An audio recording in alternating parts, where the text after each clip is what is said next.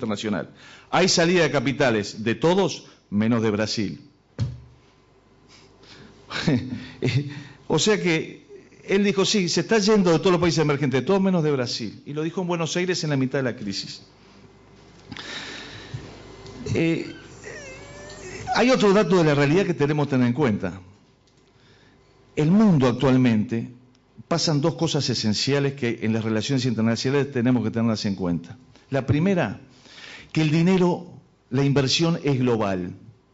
Hoy el mercado mundial de divisas es 8 veces más grande que hace 20 años, pero apretando un botón lo manejamos desde Montevideo, cualquier parte del mundo. Va a una velocidad tremenda. Pero la política siempre es local. Nosotros, nuestro gobierno, está pensando en una política regional para salvar lo local. Y en realidad, al ser la política local, tenemos que pensar en el tema local, porque los otros están pensando en el tema local. Y el dinero es global, anda a una velocidad tremenda, pero todos lo sabemos, el dinero es un gran cobarde, es despiadado, es veloz. Argentina fue al G20, todos sabemos por qué. Todos lo sabemos. Yo discrepo con algunas cosas que se dijeron porque estudié bien a fondo los documentos y hoy en día creo que es un dato de la realidad que Uruguay tiene la orden de los grandes de la economía mundial de negociar con Argentina y Brasil. El documento lo dice expresamente, porque al principio la Cancillería leyó el resumen de adelante, dice hay que negociar con socios relevantes. Cuando uno va al documento al fondo y busca la página, dice Uruguay no ha hecho convenios de información tributaria con países relevantes. Sus socios principales son Brasil, Argentina, Estados Unidos, China y Rusia. Y no dice con uno de ellos 5, enseguida dice, tiene que realizar acuerdos de información tributaria con Argentina y Brasil. Che, China, Rusia, Estados Unidos no sirve. Entonces, me parece que lo que Uruguay tendría que hacer en este momento no es ir a negociar con Argentina y Brasil. Con esta presión, con un revólver en la cabeza no se puede negociar. Eso es básico en las negociaciones. Pero creo que no puede decir tampoco, no voy a hacer nada. Me parece que sería un error. Porque atrás de esto van a venir sanciones seguro y va a decir, no solamente negocien 12, negocien 20, 30.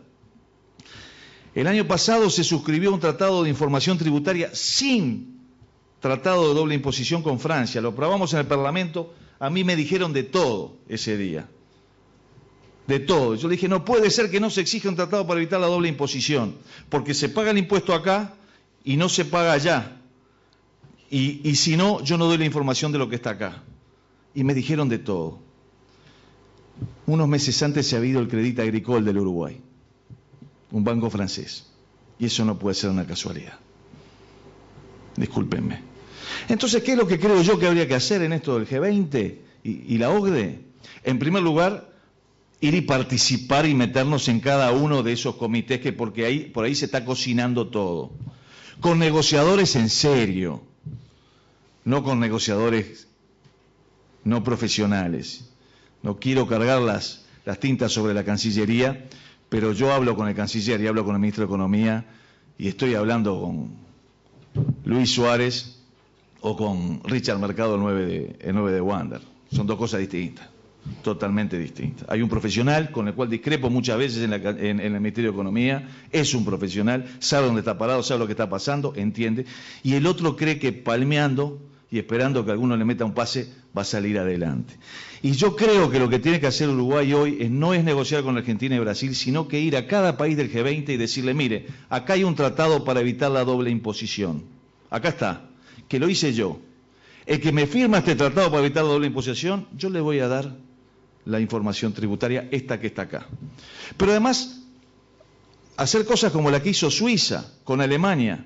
Le dijo, está bien, yo te voy a dar la información, pero sabés que no me da mis recursos para darte más de 900 casos por año.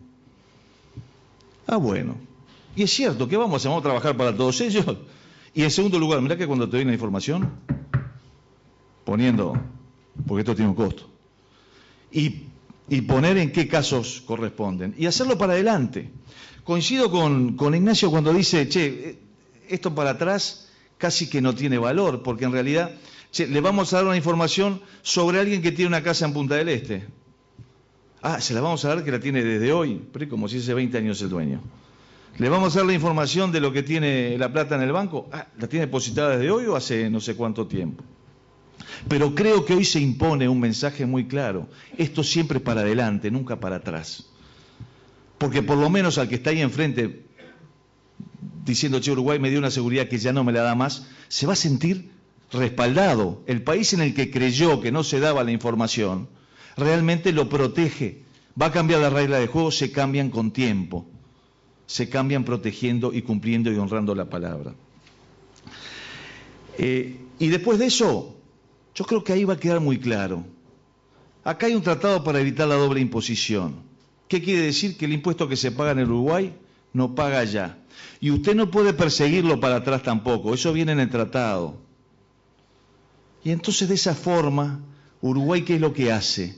Les dice claramente, yo no estoy ocultando a nadie, yo estoy defendiendo mi soberanía tributaria. ¿Qué es lo que estamos defendiendo? ¿Qué es la realidad? Porque además hay una gran oportunidad en esto. Quizás lo peor de la estrategia que tiene el país en esto es que estamos a la defensiva. Jugamos como aquellos cuadros de la selección uruguaya. ¿Se acuerdan cuando jugábamos todos atrás y nos pegaban el palo, no sé cuánto, y al final en el último minuto nos hacían un gol? Y si de suerte metíamos un gol de contragolpe, lo defendíamos. Acá hay que apretar en la mitad de la cancha y jugar de contragolpe como estamos jugando hoy. Y hoy tenemos una gran oportunidad de decirle a quienes nos denunciaron en la OCDE, che, mientras vos gritabas y festejabas el default y lo aplaudías y decías qué suerte, no pagamos porque argentinizamos la deuda, acá hay un país mucho más chico con mucho menos recursos que con sangre, sudor y lágrimas cumplió con su palabra, devolvió cada peso, un sistema que funcionó. ¿Quién sos tú para acusarme allá a mí que cumplí? Si vos no le pagaste a los bonistas italianos, si vos no le pagaste al Club de París, si vos no le pagaste a los samuráis a los japoneses, ¿qué me estás acusando a mí? ¿Querés comparar quién cumple y quién no cumple? Es una gran oportunidad. ¿Quieren hablar de historia de cumplimiento? ¿Quieren hablar cuál es el primer país en América del Sur en el cumplimiento de las normas Gafi sobre lavado de dinero? Uruguay. ¿Cómo no lo estamos diciendo? Porque hoy al sistema bancario uruguayo no entra un solo peso, y ustedes lo saben, si no sabemos de dónde viene. Acá no estamos lavando dinero, pero nadie lo dice. Ese es el gran drama. No nos están defendiendo en la Cancillería, no están defendiendo al Uruguay, nos están entregando. Creo que además hay que tener mucho cuidado con los mensajes. Si en la mitad de esto, cuando se está poniendo duro, anunciamos que vamos a poner más impuestos, como estamos anunciando hoy, vamos a recaudar 60 millones de dólares que le vamos a poner a los que invirtieron en el campo, y mientras hacemos eso, resulta que le estamos dando 40 millones de dólares al Banco del Sur de Chávez en Caracas. Ese es el mensaje. Yo soy un inversor, digo, che, en Uruguay están cambiando las cosas. También es bueno decir que el gobierno tiene una gran oportunidad, porque cuenta con el respaldo y el apoyo de todos los partidos políticos como nunca tuvo un gobierno. Acá nadie va a pedir el default. Acá nadie va a decir que tenemos que dar toda la información sin más. No. Todo el sistema político respalda al país, actúa con responsabilidad. Cuando surgió lo del G20, todos nos mordimos para no criticar al canciller. Fue un viernes que el señor Sarkozy dijo lo que dijo de Uruguay. Nosotros nos reunimos en la convención del Partido Colorado el sábado a respaldar al gobierno. Algunos convencionales nos dijeron, che, vamos a emitir una declaración de condena de la actuación del canciller, y todos dijimos, no, tenemos que apoyar al Uruguay, al canciller y lo que tenemos que hacer. Mientras nosotros hacíamos eso responsablemente, el canciller, ¿sabes dónde estaba en la mitad de la crisis esa? Estaba en el Club Atlético 11 Unidos de Mar del Plata homenajeando a Néstor Kirchner por haber dicho no al ALCA. Uno se siente un gil a veces. mientras nos peleábamos con los convencionales para apoyar al canciller y el gobierno, porque lo correspondía que primero está el Uruguay, el hombre estaba en el Club Atlético 11 Unidos, abrazándose en un homenaje con un venezolano, el canciller venezolano, en un homenaje a Néstor Kirchner. Yo creo que ese no es el camino. Me parece que es el momento de dar seguridades. Creo que la posición es la que hace 200 años tenía Artigas y expresó en el Congreso de Abril y expresó tantas veces, cuando ante los mismos embates del triunvirato porteño les dijo no vender el rico patrimonio de los orientales al vil precio de la necesidad. Gracias.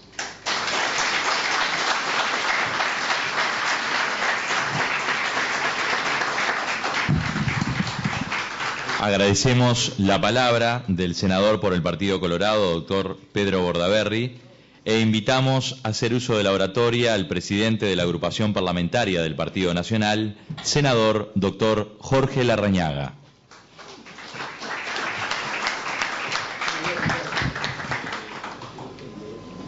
Bueno, en primer lugar, quiero agradecer la invitación al Instituto de Estudios Cívicos, a la Cámara Inmobiliaria, a la Asociación de Promotores Privados de la Construcción y la Cámara de Turismo. Me parece que es realmente una oportunidad trascendente para que podamos hablar de estos temas que nos importan y que titulan el contexto internacional y la inversión en nuestro país. Y yo, sinceramente, lo primero que tengo que expresar es que lamento mucho que no haya asistido a este evento nadie del gobierno, nadie de la fuerza política de gobierno, más allá de la invitación, porque me parece que tenemos que enfrentar todos esto, y todos juntos, un problema de estas características y de esta naturaleza. Yo recuerdo haber pasado un 8 de agosto del 2002, el día de mi cumpleaños, en el Senado de la República, llevando adelante el impulso y la aprobación de la ley de reprogramación de los depósitos de los bancos públicos. Operación de salvataje que conjuntamente con el canje voluntario del endeudamiento externo del 2003 terminaron siendo la plataforma fundamental para que el país pudiera superar la crisis y pudiera empezar a crecer. Y aquí no me canso de expresar el agradecimiento nacional de todos los uruguayos a compatriotas que no eran de mi partido, como el entonces ministro de Economía Alejandro Achugarri, como el propio economista Alfié, y como muchos otros compatriotas que llevaron adelante un esfuerzo estupendo para conseguir una respuesta de darnos al país un valor esencial como país chico en superficie, que es la seriedad, la certeza, la seguridad, de saber cuáles son las reglas, de saber que no hay blancos móviles que permanentemente andan exhibiendo esa movilidad desde afuera para ver cómo cumplimos con el conjunto de obligaciones que se nos quiere imponer.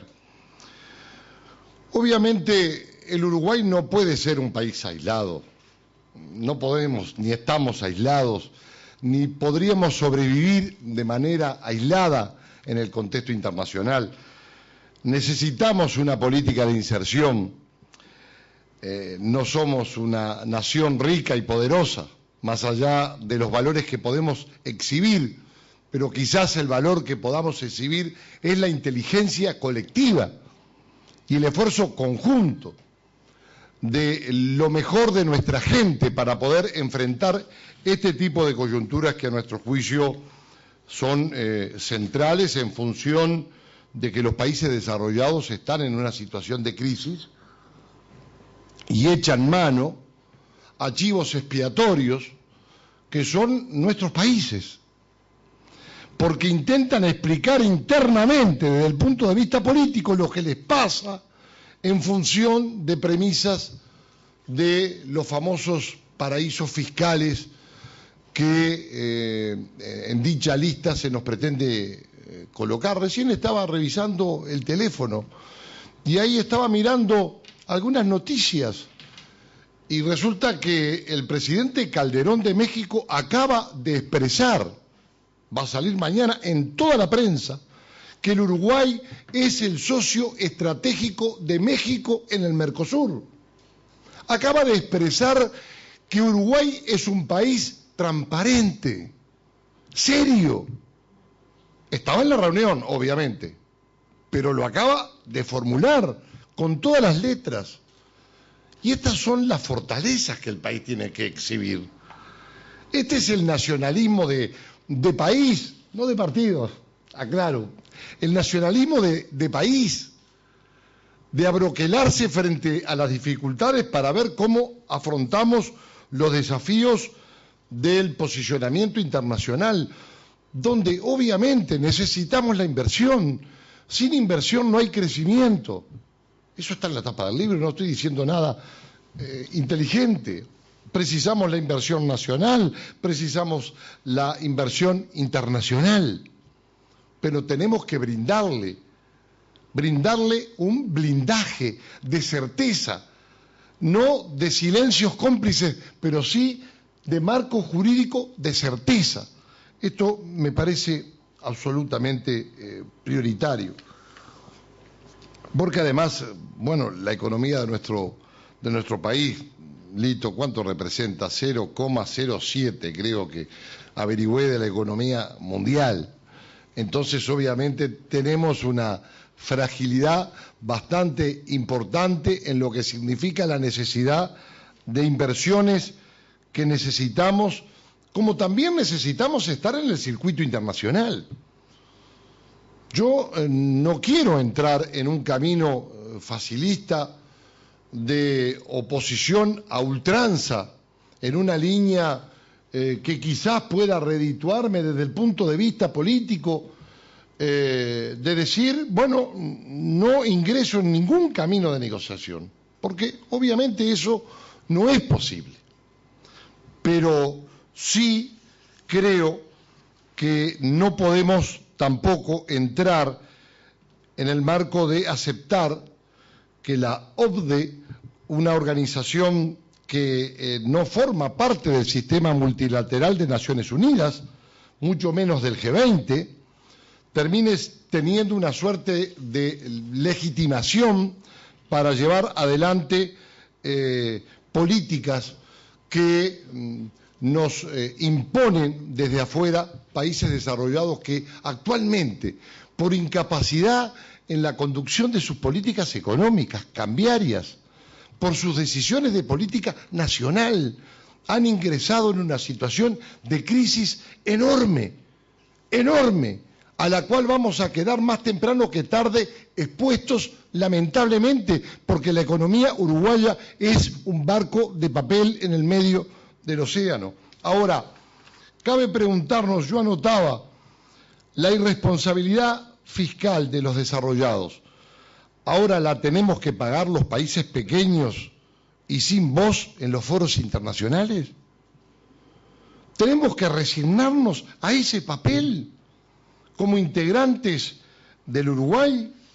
Yo creo que básicamente nuestro país debe definir un conjunto de acciones sobre la base de la defensa del interés nacional, que no puede ser resignado, y mucho menos ante la embestida de clubes de países ricos venidos a menos.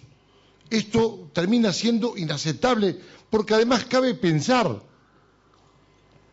más allá que analizar en términos de pasado, obviamente termina siendo extremadamente complejo, pero el país tiene que tener una política internacional profesional, inteligente, aprovechando los mejores exponentes en materia internacional de todos los partidos. ¿Qué hubiera pasado? Tiene que aprovechar también la posibilidad de blindarse frente a otros países.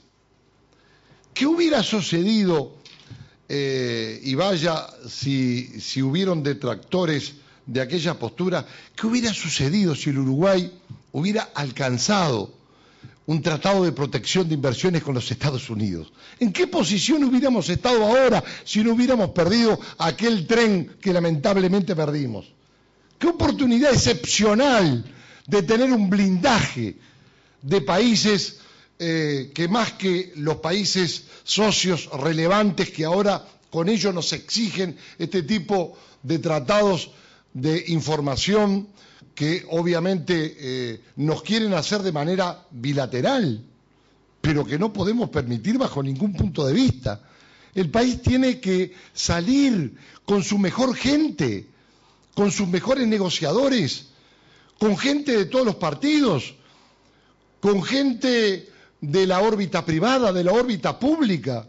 Incluso voy a ir más, hasta con los expresidentes que el Uruguay tiene y que puede aprovecharlos en algunas áreas, con algunos países, para tener esa política necesaria y fundamental de conocimiento del Uruguay en lo externo, y no seguir jugando a la fragilización de la política exterior que nos expone, que nos ubica en una actitud poco menos que mendicante, de por favor. ¿Qué estamos haciendo con la presidencia pro tempore del Mercosur? ¿Para qué la tenemos? ¿Por qué no convocar a los socios del Mercosur? Ese Mercosur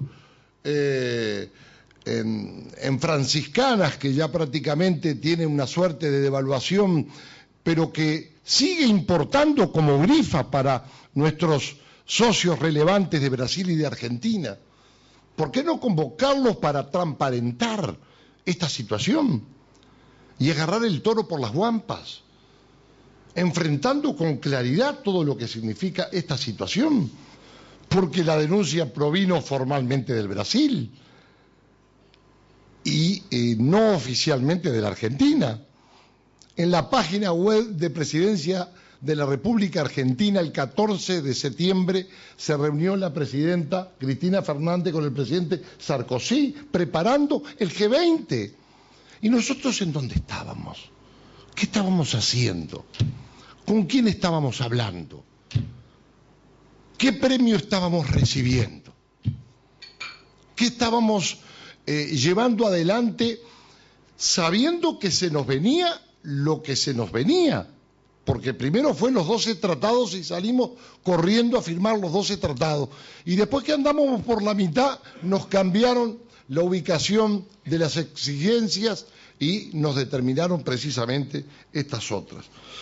A mí me parece que todo lo que pueda significar el Mercosur tenemos que utilizarlo, convocarlo, buscar que profesionalmente el país, los presidentes mano a mano, con la presencia de las delegaciones profesionales correspondientes, en el marco de un escenario internacional, con la prensa mundial, bueno, se pueda develar todo lo que pueda significar vinculado a este mote indignante que se le ha puesto al Uruguay y que hemos terminado, bueno, o podemos terminar convalidando en caso de recorrer un camino de negociaciones que nos va a llevar, si es de manera bilateral y no multilateral, a una fragilización todavía mayor. Yo no soy un experto, aquí un poco se han invertido los órdenes, como decía el nene burgueño. Nunca se come el plato principal después del postre, y el plato principal fue el panel técnico, y en lo que respecta a mí quizás yo pueda hacer lo prescindible que sea el postre, pero me parece que la convocatoria del presidente de la República, primero a los referentes de todos los partidos, porque tenemos que armonizar en lo interno una posición que fortalezca al país, y no lo podemos hacer si nos entendemos a través de la prensa. Y después llevar adelante esa convocatoria del Mercosur para generar una revisión también, ¿por qué no? Y decir claramente que si no vamos a revisar la integración del Uruguay al Mercosur. Total, peor no podemos estar. Con más dificultades no podemos transitar, con más piedras en la mochila que cargamos en la relación bilateral con la República Argentina y episódicamente también con el Brasil, no podemos terminar sufriendo más de las que ya tenemos. Entonces me parece que la revisión, o por lo menos el anuncio de la revisión de la participación en el Mercosur, debe ser una posición de principio sustentable con firmeza en todo lo que significa la defensa de ese interés nacional. Porque además está por demás claro, es bastante risible, los que dan subsidios y no cumplen con los dictámenes de la Organización Mundial de Comercio son los que pretenden alegar una legitimidad que no tienen para imponernos cláusulas de todo tipo a los países pequeños. Esa es la realidad. Y nosotros tenemos que tener un escudo de protección, y el escudo de protección de los países chicos es la multilateralidad de los ámbitos de Naciones Unidas o de la Organización Mundial de Comercio, y no seguir convalidando grupos económicos y siglas y organizaciones que terminan o pueden terminar por impactarnos negativamente en la sociedad uruguaya. Yo digo para finalizar algo, no se puede invitar a los inversores a un país a que vengan, incluso a vivir en reiteración real, y después cambiarle el marco jurídico que supuso la atracción de esas inversiones. Porque esto puede terminar generando un impacto de pérdida de confianza que es muy difícil de recuperar para un país. Muchas gracias.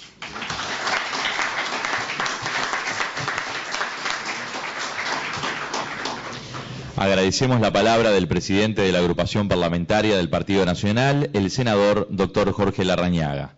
Compete decir que fue invitado el señor vicepresidente de la República, el contador Danilo Astori, quien amablemente se excusó, y también fue invitado el ministro de Economía y Finanzas, el economista Fernando Lorenzo, pero no se expidió sobre dicha invitación.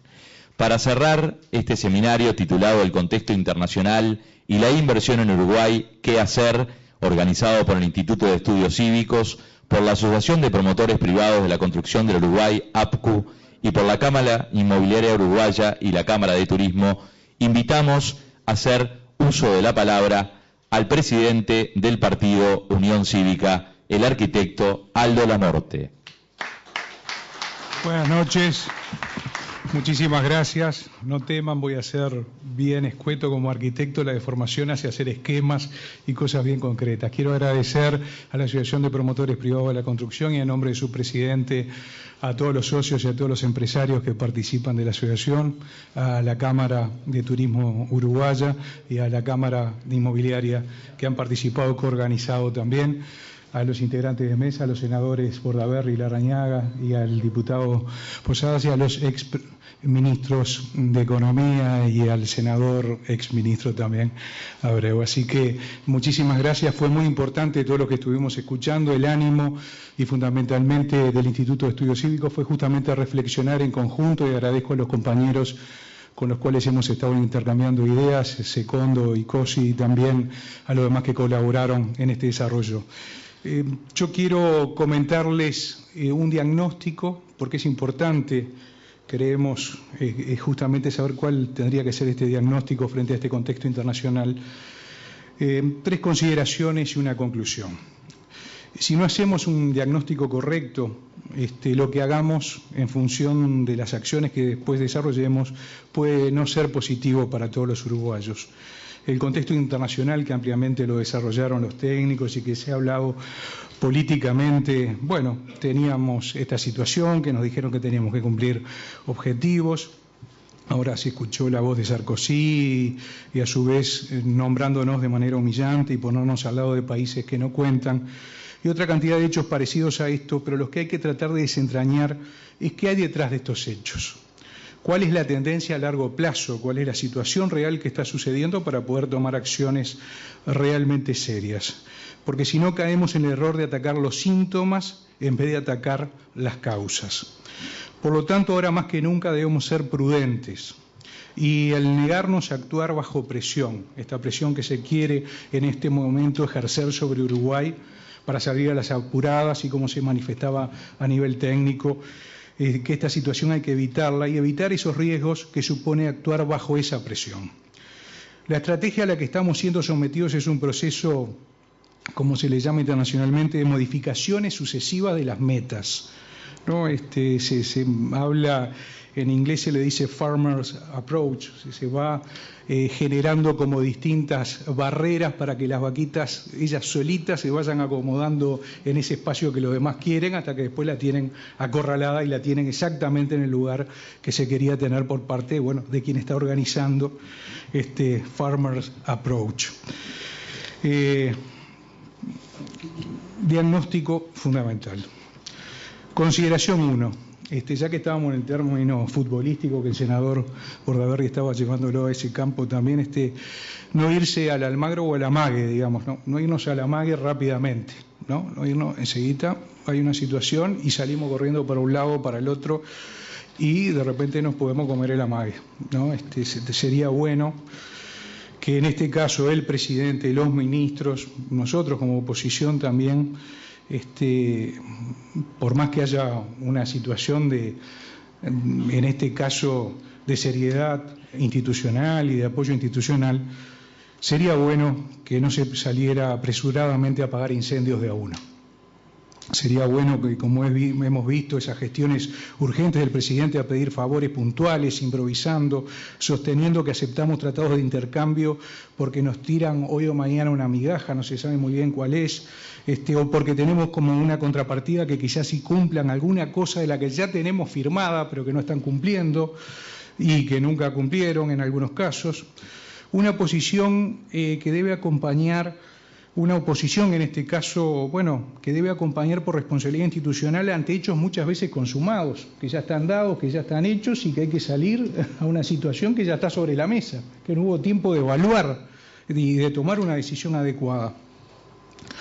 Las cámaras empresariales resignadas, muchas veces acotadas en el poder negociador, sin una consulta sobre costos posibles, realmente los que están haciendo la economía real, qué consultas hubo para costos, beneficios, situaciones.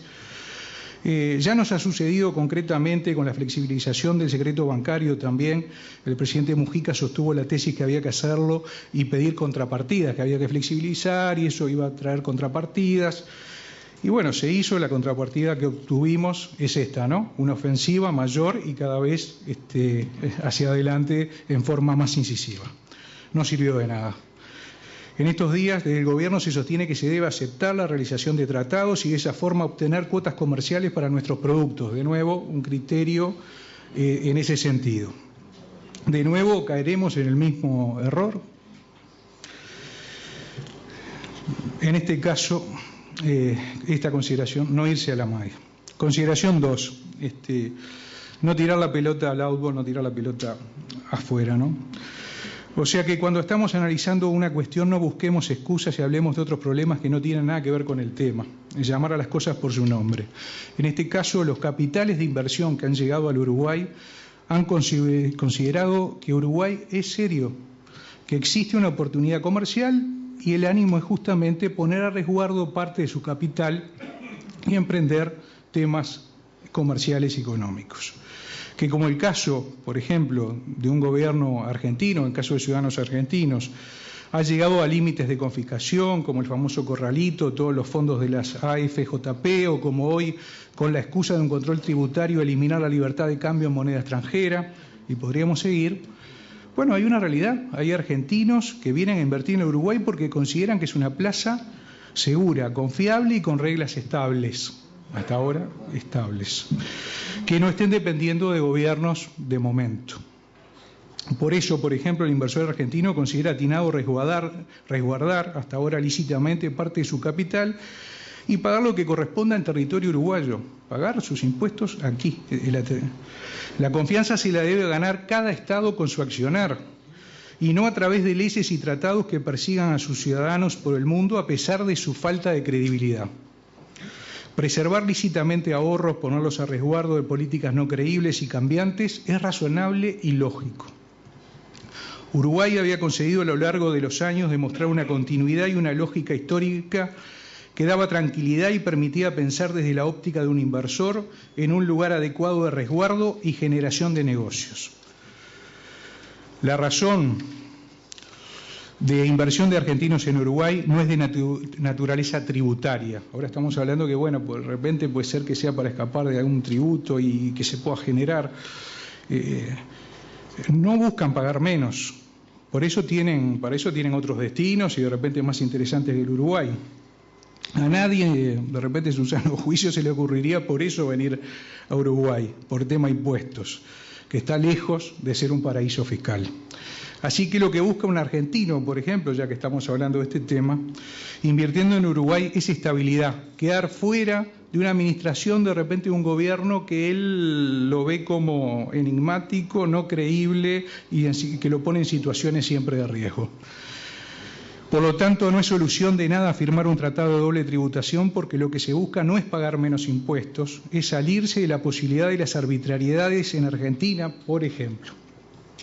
Una confiscación o cualquier otra cosa por el estilo.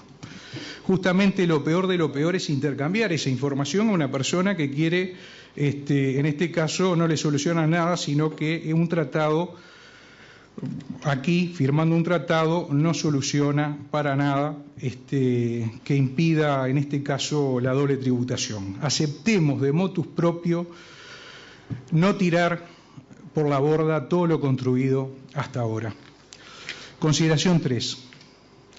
¿Cómo pasar al ataque y meter la pelota adentro? Seguimos en el tema futbolístico. Generar desarrollo social. ¿Cómo se genera riqueza? ¿Cómo se potencia el desarrollo social? La mayor generación de riqueza no se desarrolla solamente nosotros pensando en política, muchas veces de la parte dice, bueno, el régimen político, ¿cómo ayuda para esto? ¿De qué manera? La democracia, los gobiernos totalitarios. Bueno, la mayor generación de riqueza no se desarrolla, por ejemplo, en regímenes totalitarios, está demostrado.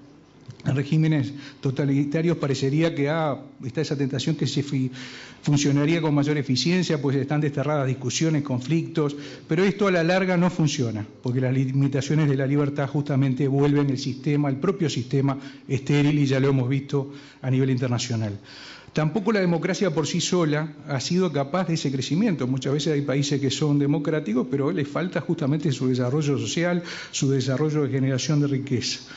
El crecimiento real en lo social y económico de las naciones se verifica cuando han coincidido en una democracia estable junto a una institucionalidad fuerte, de preservación de derechos de los ciudadanos, de sus libertades, junto a la permanencia en el tiempo de políticas económicas y tributarias, o sea, el mantenimiento de las reglas de juego, cuando son confiables.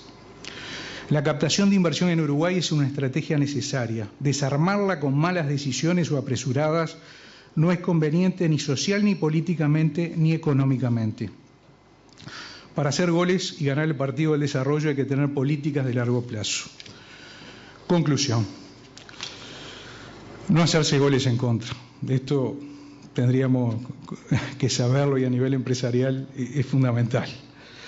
La inversión en el sector inmobiliario ha sido históricamente una constante, en donde la seriedad del empresariado uruguayo, de los promotores privados de la construcción, además de una aceptable claridad de leyes de nuestro país, así como la mano de obra del trabajador uruguayo, han defendido año a año esa posibilidad de inversión y ha costado mucho trabajo y esfuerzo. Esta industria es uno de los motores principales de nuestra economía y genera miles de puestos de trabajo de mano de obra calificada y no calificada. El presidente Mujica declara públicamente en estos días que con pasar información tributaria a otros países, a él le parece que no pasa nada. ¿Alguien le preguntó a esta industria si pasa o no pasa y cómo la ve? ¿Qué costos y qué beneficios tenemos? Al presidente le parece que no pasa nada. Inclusive el solo hecho de plantearse estas medidas, que no se sabe bien qué alcance pueden llegar a tener, genera incertidumbre en los inversores, tanto extranjeros como nacionales, no solamente extranjeros. El mediano y el pequeño empresario, el que trabaja todos los días y que tiene que pagar el BPS, el de los trabajadores, los insumos, la DGI, etcétera, etcétera, etcétera, no le puede errar, no le puede decir, me parece que voy a poder llegar a pagar. No puede argumentar, estamos tratándolo, vemos a ver cómo lo charlamos bilateralmente, veremos si llegamos a un consenso, no son respuestas que se acepten por parte de los organismos del Estado, no hay margen de error. Para los empresarios, mes a mes tiene que estar el pago al Estado, sino la multa, el recargo, el embargo, el remate. Concluyendo, es imprescindible contar con una estrategia propia de país, en base a negociar sin apremios. Exigir antes de firmar más tratados que se cumplan los que ya tenemos firmados. Es lo más lógico que hay. A nivel empresarial, si uno tiene un cliente o hacemos un negocio con alguien y la otra persona no cumplió todavía lo que tenía antes, no le seguimos vendiendo y vendiendo y vendiendo. Bueno, en este caso, los tratados que ya tenemos, que no funcionan, que no los cumplen, ¿no sería razonable exigir, mire, sí, sigamos conversando, sigamos adelante, charlemos acerca de todos los tratados que ustedes quieran conversar, pero primero cumpla alguno, porque eso le daría credibilidad para seguir hacia adelante? Porque si no serían países que no se merecen nuestra confianza. La estrategia de Uruguay debe tener la meta del desarrollo social, humano y económico de los uruguayos como ciudadanos de un país libre e independiente. Muchas gracias, muy amable.